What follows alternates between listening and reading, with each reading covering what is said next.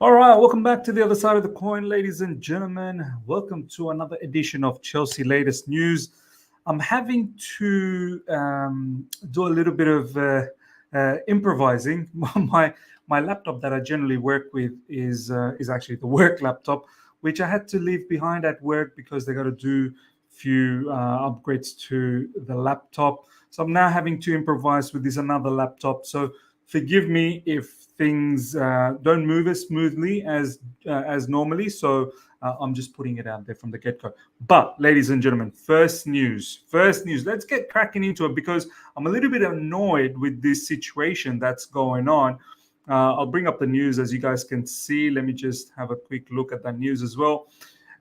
Breaking coming from managing Barca. This news has absolutely annoyed the living daylights out of me. Now, look, I don't think there is any legs to it. I don't think this is true, but it's annoying me because it's coming from a particular source, which I'll show you. I don't know if you can see that in the screen.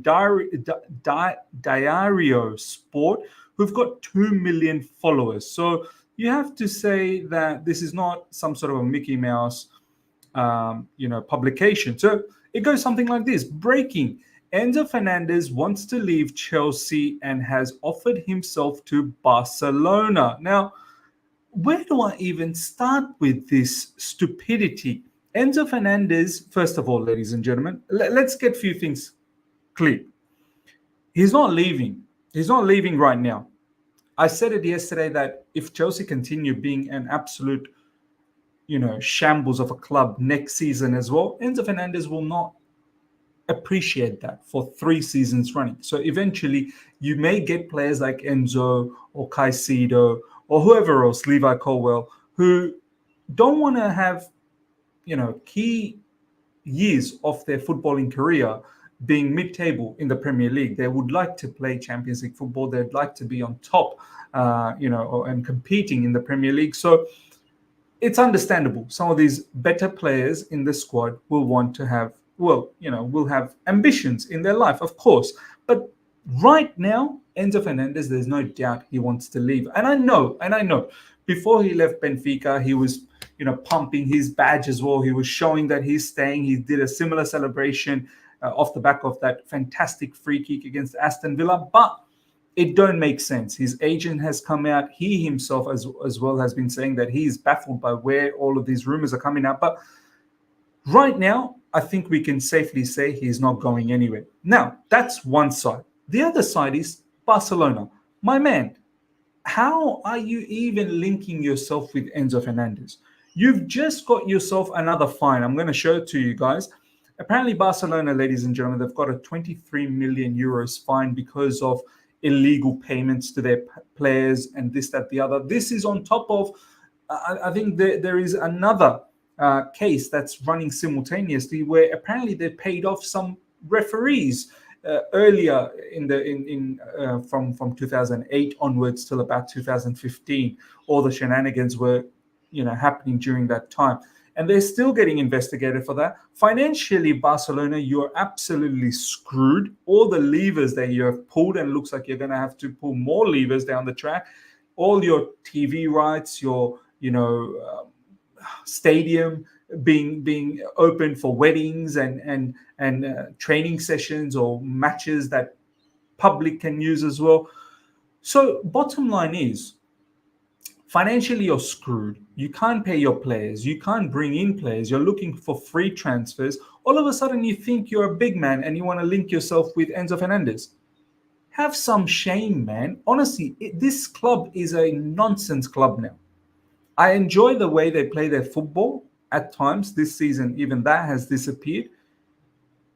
But where do you find the audacity? This club thinks they can just push anyone around. The way they treated us a couple of summers ago, not last summer, the summer before that, with all the Rafinha drama, Koundé drama, and many other players. We got linked with Barcelona. Barcelona got linked with our players left, right, and center. This club, honestly, annoys the living daylights out of me. Annoys me so much. How dare you link yourself with Chelsea Football Club? Such stupidity. As I said, ladies and gentlemen, check this out. Let me see if I can bring out. I think Eunice might have tweeted that out. Let me see if I can go to Eunice. I think Eunice might have tweeted this particular tweet out. They've just been done. And everyone's outraged by this particular news. Obviously, you can't do anything about when a club wants to link themselves with someone else. No problems, they can do that. But check this out, ladies and gentlemen. Centre goals. The National Court has ordered FC Barcelona to pay 23 million euros due to charges of fraudulently paying sums of money to players' agents during the 2012-2015 period.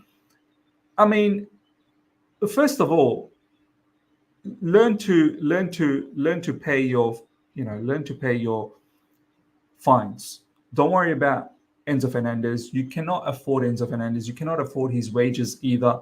For you to do something like that, you're literally going to have to get rid of so many players. You don't have that capacity anymore. So I'm just annoyed. So annoyed with this football club, man. Barcelona, man. Nonsense football club. Honestly, absolutely nonsense football club. And there is, I've got no doubts that there is absolutely no link with that news and with that player. But down the track, maybe if we continue being mid-table, perhaps something like that can happen. So let me know, ladies and gentlemen, what you think about that particular news. Now, let's move on to the next one.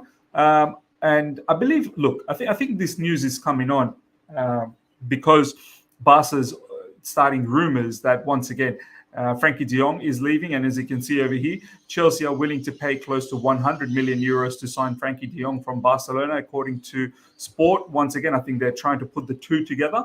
Look, once again, ladies and gentlemen, I don't think this is true. We've got a plethora of midfielders. We don't need more midfielders. Frankie de Jong is an absolute baller. Don't get me wrong. He's an absolute baller, but there was a time where I wanted Frankie. Right now, there is no spot for him. Right now, we've got enough in midfield, enough quality in midfield, and there's no reason to get someone like Frankie de Jong. But I get what they're trying to do here, right? They're trying to offload Frankie and trying to link themselves with Enzo Fernandez. Very, very creative journalism, but thank you so much. No thanks. All right, next up, ladies and gentlemen, more shenanigans. Check this out. In regards to a nonsense article from Jamie Carragher. Jamie Carragher going out there saying, with apologies to Chelsea fans, Aston Villa's defeat in the FA Cup was a setback for English football. And I think he goes on to say, I saw someone commenting here. Let me see if I can find that comment. A ridiculous quote from the article. Check this out. For the elite, truly bad season as anomaly. Even in the bad times, they are never far away from silverware. For the rest, the truly great seasons have become discrepancies as their successful managers move up the football pyramid, or best players are lured by those who pay the highest wages and the biggest transfer fees. There is a tendency to make a good run as being the start of a new era. In my experience, for a lot of the clubs, that is one of the game's great smiths. If Aston Villa finish in the top four and win the Europa Conference League this season, it would be wiser to savor it as if it is the peak of a glorious Emery reign, not necessarily a taste of what's to come. Yeah, of course. What's your problem, Jamie Carragher? You don't say these sort of things when Liverpool make it to the final. Liverpool made it to the Carabao Cup final as well. Liverpool have won the Carabao Cup and FA Cup in recent times too. What seems to be your problem? Where is this article of yours when Liverpool are beating the minnows? Why is this only relevant? And Aston Villa is not even a minnow. If anything, we weren't even the favourites against Aston Villa. We were not even the favourites. Aston Villa is a well-run team at the moment. This is not some sort of a coincidence that Aston Villa is doing well. In the Premier League, there is no easy teams anymore. And you're having a go at Chelsea Football Club, going past Aston Villa. We are 11th. We're not of the same quality of Aston Villa at the moment. If anything, we've done a bit of a madness here against Aston Villa. They were the clear favourites. Aston Villa could have easily have gone through us. None of this are, the greats of the better team, well, the wealthier teams of the Premier League. They can always, have these anomalies, the off seasons, but still end up winning silverware. No, first of all, our situation is not an anomaly. We finished 12th last season, and we're on track to probably finish mid-table again.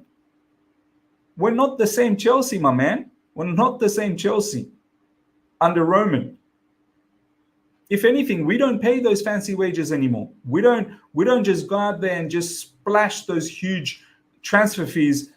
I'll be surprised if we do that in the coming window. We used to, we have done in the past, but that's because we took advantage of the amortization of, long-term contracts.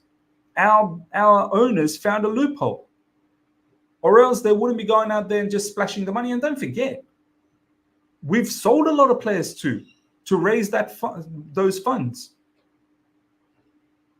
Aston Villa, obviously from a financial standpoint, maybe they might not be able to compete. Yes, sure.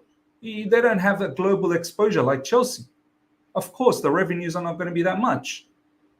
But right now, it's pretty much even fields, man, honestly. So I don't know what, once again, this nonsense article from Jamie Carragher is trying to prove, but yeah, once again, ladies and gentlemen, let me know. It's just pathetic, some of this journalism, like especially Jamie Carragher. He has something against, Chelsea Football Club.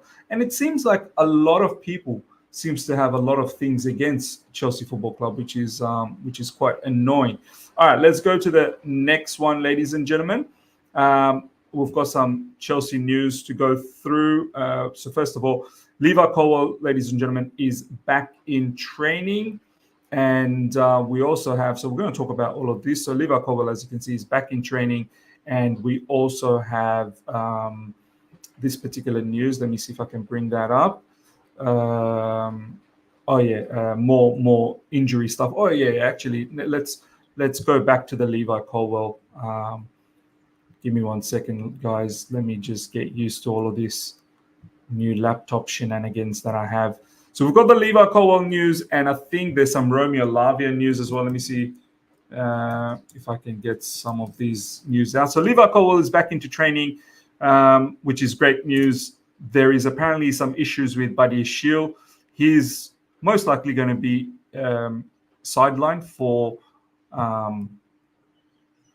this upcoming match against Palace. As you can see here, ladies and gentlemen, from Fabrizio Romano, Romeo Lavia returned from injury for the Carabao Cup final. Pochettino, impossible. God knows what has happened to Romeo Lavia, honestly.